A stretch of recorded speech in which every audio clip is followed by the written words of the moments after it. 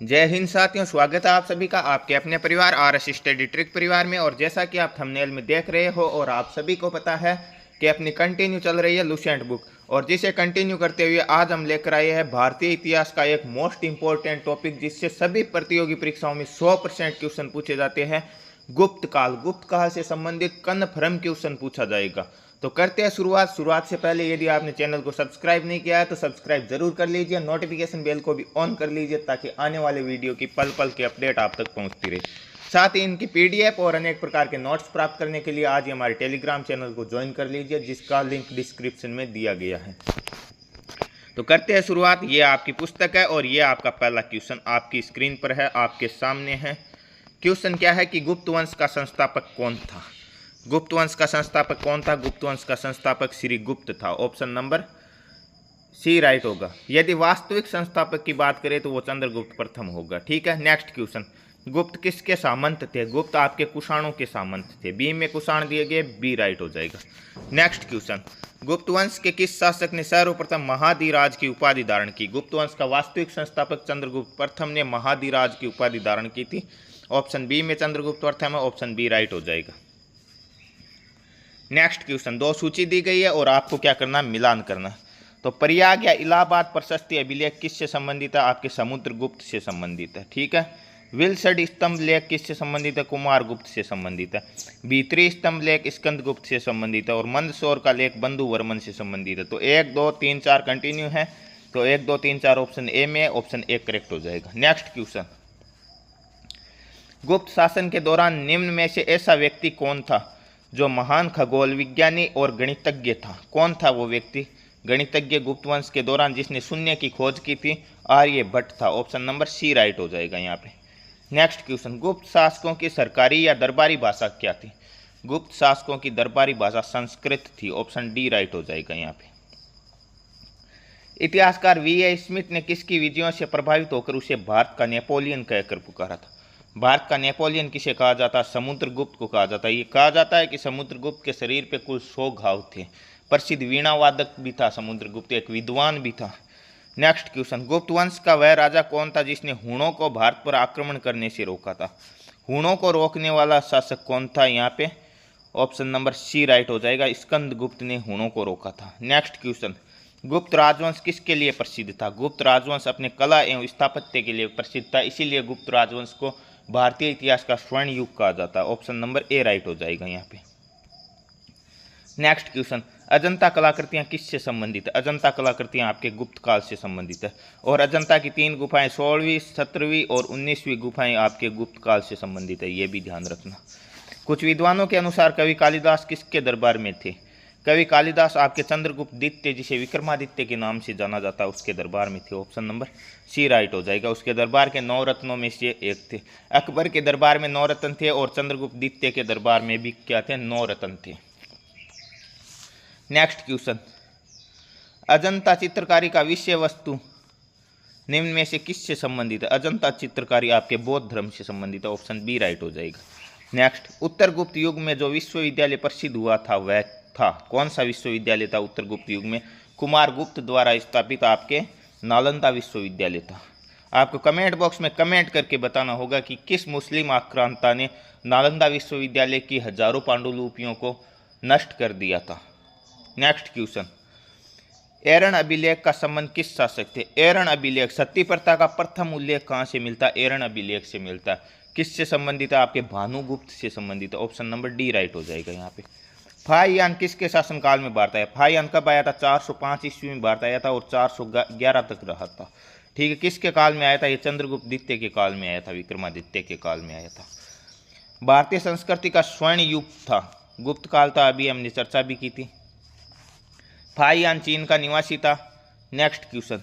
सेतुबंध का रचनाकार परवरसेन द्वितीय किस वंश का शासक था? परवरसेन द्वितीय, जिसकी रचना का नाम क्या था? सेतुबंध, वाकाटक वंश का शासक था। ध्यान रखना, ऑप्शन सी करेक्ट हो जाएगा। Next question. सेतुबंध का रचनाकार परवरसेन, ये रिपीट हो गया, वाकाटक वंश का था। नेक्स्ट। किस गुप्तकालीन शासक को कविराज कहा गया? कविराज किसे कहा गया है? समुद्रगुप्त को कहा गया, ये एक प्रसिद्ध कवि भी था। Next question. स्कंदगुप्त को किस स्तंभ में सक्रोपम कहा गया है?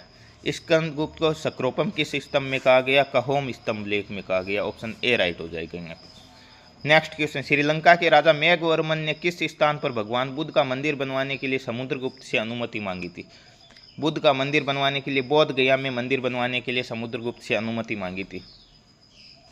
नेक्स्ट क्वेश्चन है, मंदिर निर्माण कला का जन्म सर्वप्रथम कब हुआ? मंदिर निर्माण कला का जन्म गुप्त काल में हुआ था। ऑप्शन बी राइट हो जाएगा।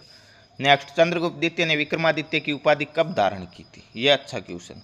उन्होंने शकों को पराजित करके उनका उन्मूलन करके आपके विक्रमादित्य की उपाधि धारण की थी। ऑप्शन नंबर ए राइट हो जाएगा, शकों का उन्मूलन करने के बाद में।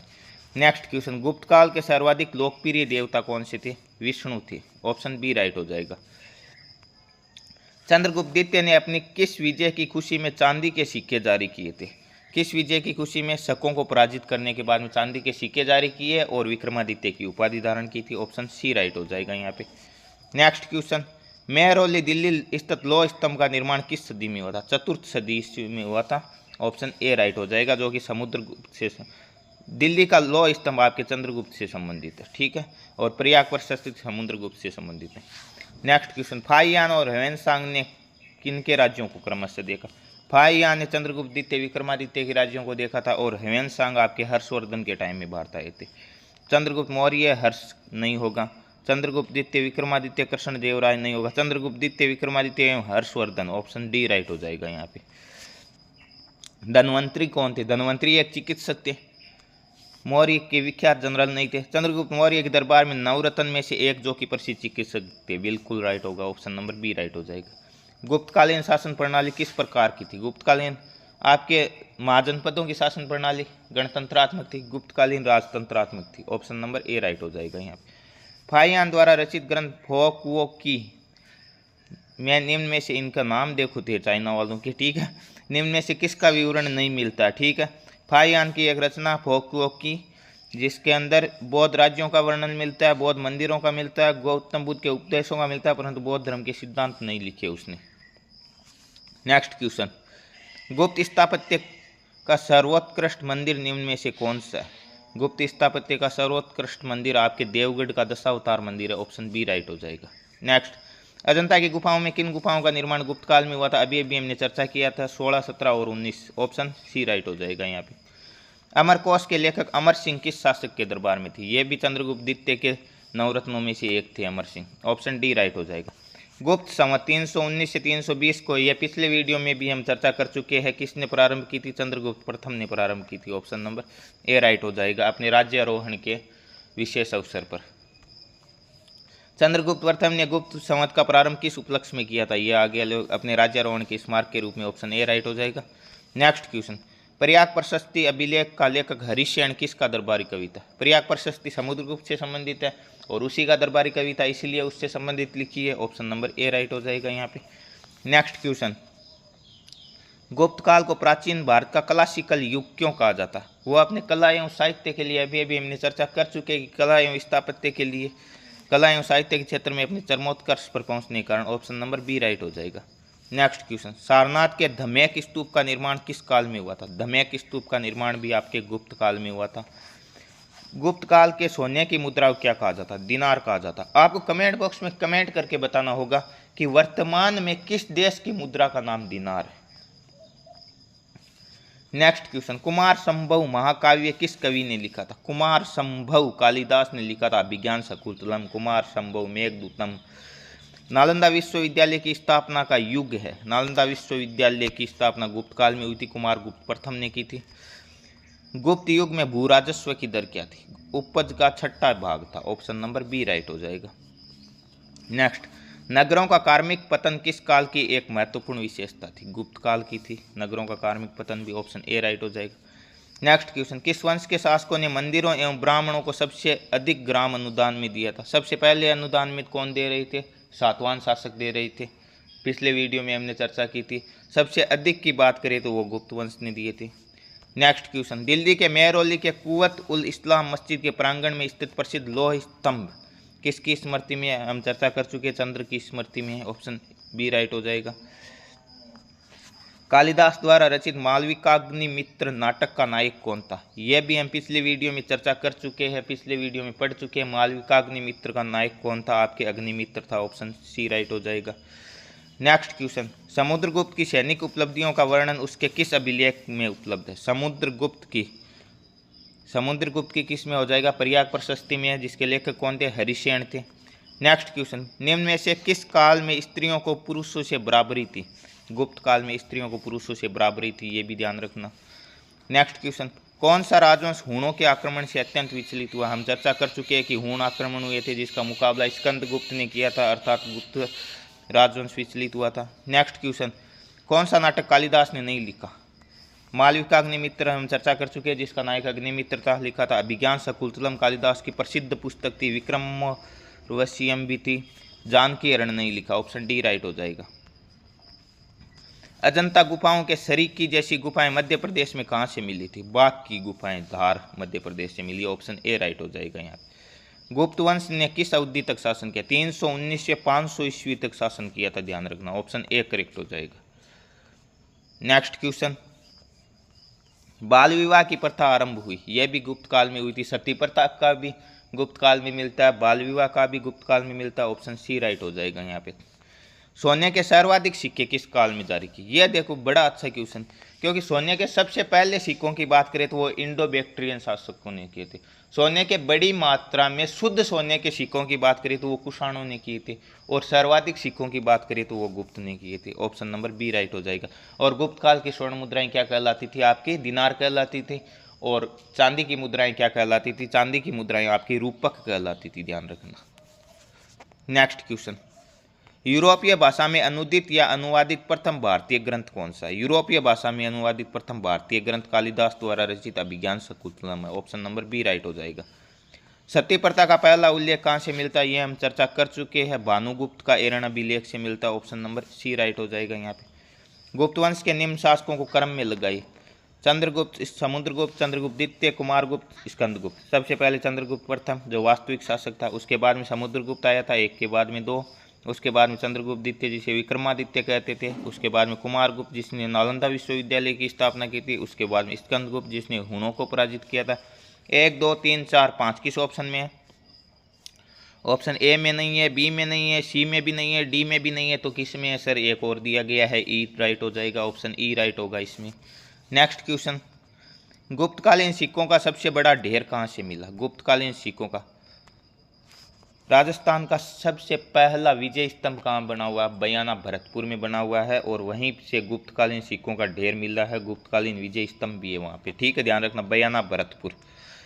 आपको कमेंट बॉक्स में कमेंट करके बताना होगा कि बयाना का युद्ध कब व किसके मध्य हुआ था। किस गुप्त शासक को नालंदा विश्वविद्यालय का संस्थापक माना जाता है? नालंदा विश्वविद्यालय का संस्थापक कुमारगुप्त प्रथम को माना जाता है, अभी हम चर्चा कर चुके हैं। नेक्स्ट क्वेश्चन, एक कथन दिया गया, एक कारण दिया गया, क्या कथन है क्या कारण है? पढ़ते हैं। प्राचीन भारत में सामंती व्यवस्था का अभ्युदय सैनिक अभियानों में देखा जा सकता, बिल्कुल देखा जा सकता है, सामंती व्यवस्था थी। गुप्त काल में सामंती व्यवस्था का पर्याप्त विस्तार हुआ, बिल्कुल विस्तार हुआ। यह भी सही है, यह भी सही है, परंतु ये व्याख्या नहीं करता, क्योंकि हो सकता पहले भी था बाद में भी था। तो यहाँ पे ए और आर दोनों सही है, परंतु आर ए की व्याख्या नहीं करता, ऑप्शन नंबर बी राइट हो जाएगा। नेक्स्ट क्वेश्चन, गुप्त काल में उत्तर भारतीय व्यापार निम्न में से किस एक पतन से संचालित होता था? उत्तर भारतीय व्यापार आपके ताम्रलिप्ति से संचालित होता था, ऑप्शन नंबर ए राइट हो जाएगा यहाँ। नेक्स्ट क्वेश्चन, गुप्त शासकों द्वारा जारी किए गए चांदी के सिक्के कहलाते थे, हम चर्चा कर चुके। पर्ण तो आपके मौर्य काल में जो सिक्के चलते थे उन्हें पर्ण कहा जाता था, ठीक है। कांसारपण, सभी धातुओं के मिश्रण से जो सिक्के बनते थे वो कांसारपण, सोने, चांदी, सीसा, तांबा से। दिनार आपके गुप्त काल के सोने के सिक्के कहलाते थे, चांदी के क्या कहलाते थे? रूपक, ऑप्शन नंबर ए राइट हो जाएगा यहाँ पे। नेक्स्ट क्वेश्चन, सूची 1 और सूची 2 को सुमेलित कीजिए और सूचियों के दिए गए कूट से उत्तर दीजिए, ठीक है। विशाख दत्त क्या है? एक नाटक, ठीक है। मुद्रा राक्षस का लेखक था विशाख दत्त, ठीक है। वराहमिहिर, वराहमिहिर कौन थे? खगोल विज्ञानी थे, 2 हो जाएगा, फिर 3 हो जाएगा। चरक चिकित्सक थे, आप सभी जानते हो, 1 हो जाएगा, और ब्रह्मगुप्त गणित से संबंधित था। 2 3 1 4 जिस ऑप्शन में दिया गया वह ऑप्शन राइट हो जाएगा। 2 3 1 4 ऑप्शन सी में दिया गया, ऑप्शन सी करेक्ट हो जाएगा।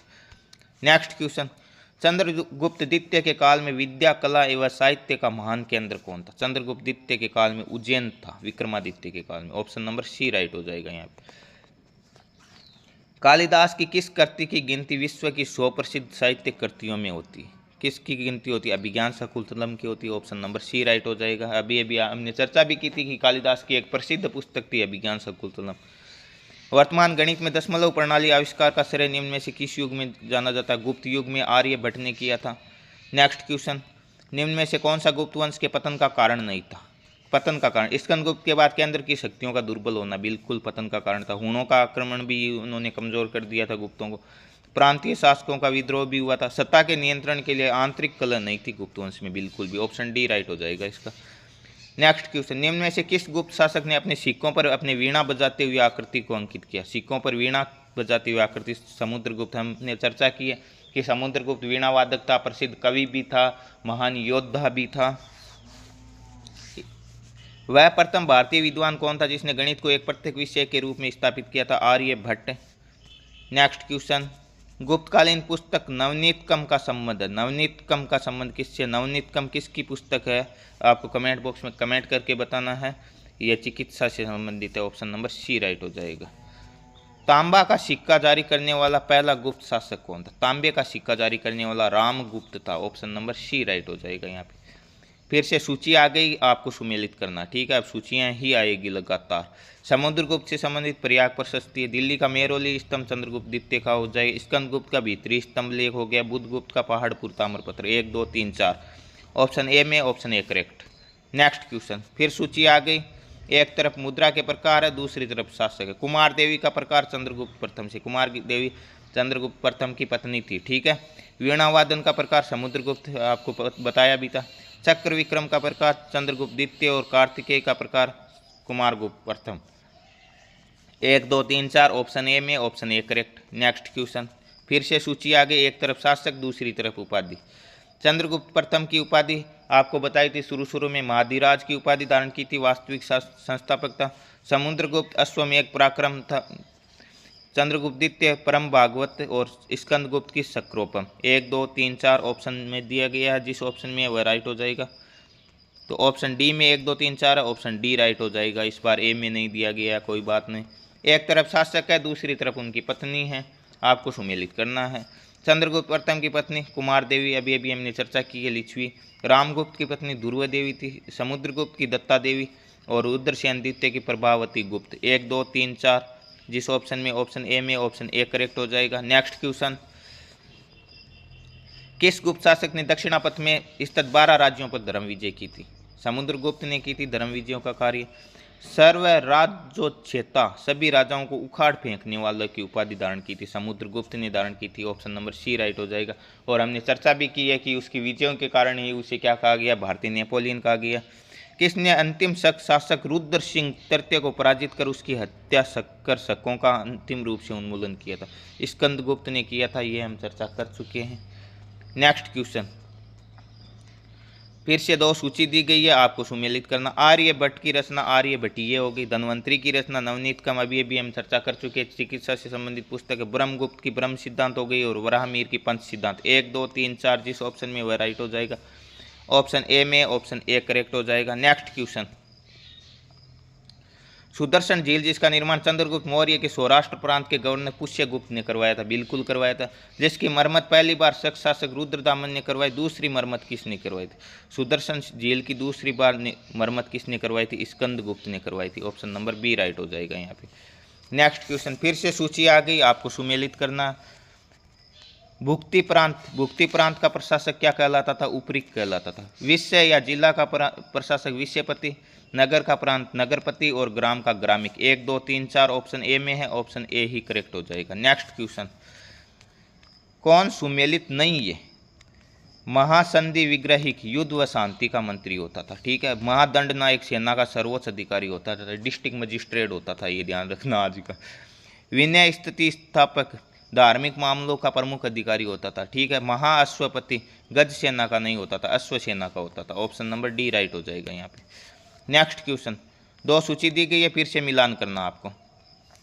क्षेत्र भूमि कृषि योग्य भूमि को कहा जाता है। वास्तु भूमि निवास योग्य भूमि को कहा जाता है। अप्रहत भूमि जंगली भूमि और खिल भूमि कृषि के लिए अनुपयुक्त भूमि। 1 2 3 4 ऑप्शन नंबर ए में ऑप्शन ए करेक्ट हो जाएगा। कौन सही सुमेलित नहीं है? प्रयाग प्रशस्ति रवि कीर्ति नहीं, हरिशेन की है प्रयाग प्रशस्ति, ऑप्शन ए करेक्ट हो जाएगा, ये सुमेलित नहीं। नेक्स्ट क्वेश्चन, कौन सही सुमेलित नहीं? वाग्भट अष्टांगदेह बिल्कुल सही है। कामंदक नीतिसार बिल्कुल सही है। विशाखदत्त की मुद्रा राक्षस है। भर्तरी की मेघदूतम नहीं, मेघदूतम किसकी? कालिदास की, ऑप्शन नंबर डी करेक्ट हो जाएगा यहाँ पे। नेक्स्ट क्वेश्चन, फिर से सूची आ गई, आपको सुमेलित करना, ठीक है। श्रेष्ठ किसे कहा जाता? साहूकार को कहा जाता था। सार्तवाह व्यापारी को कहा जाता था। कुलिक शिल्पी या कारीगर को कहा जाता है। और कायस्थ लेखक को कहा जाता है। 1 2 3 4 ऑप्शन ए में ऑप्शन ए करेक्ट हो जाएगा। नेक्स्ट क्वेश्चन, मिहिर कुल का संबंध किससे? मिहिर कुल का संबंध आपके हूणों से, ऑप्शन नंबर बी राइट हो जाएगा। नेक्स्ट क्वेश्चन, कन्नौज को सर्वप्रथम महत्ता प्रदान करने वाले कौन थे? कन्नौज को सर्वप्रथम महत्ता मौखरियों ने की थी, ऑप्शन नंबर सी राइट हो जाएगा यहाँ। गुप्त राजा जिसने विक्रमादित्य की पदवी ग्रहण की थी? चंद्रगुप्त द्वितीय, हम चर्चा कर चुके हैं, बार बार कर चुके हैं, एक बार नहीं 100 बार कर चुके हैं। कुतुब मीनार के निकट स्थित लौह स्तंभ वैज्ञानिकों का ध्यान खींच रहा है। क्यों खींच रहा है? यह अपने जंग रोधकता के कारण, आज भी उस पर जंग नहीं आती है, ठीक है, ऑप्शन डी करेक्ट हो जाएगा यहाँ पे। नेक्स्ट क्वेश्चन, पुंड्रवर्धन भुक्ति प्रांत अवस्थित है, कहाँ पर है? आपके उत्तर बंगाल में है पुंड्रवर्धन, ऑप्शन ए राइट हो जाएगा यहाँ पे। नेक्स्ट क्वेश्चन, प्राचीन भारत में गुप्त काल से संबंधित गुफा चित्रांकन के केवल 2 उदाहरण उपलब्ध हैं। इनमें से एक अजंता की गुफाओं में किया गया चित्रांकन है। गुप्त काल के चित्रांकन का दूसरा अवशिष्ट उदाहरण कहाँ से मिलता है? दूसरा उदाहरण हम चर्चा कर चुके हैं, बाघ की गुफाएं जो कि धार मध्य प्रदेश से मिलती है। परम भागवत की उपाधि हम चर्चा कर चुके हैं, किसकी? चंद्रगुप्त द्वितीय की परम भागवत की उपाधि भी।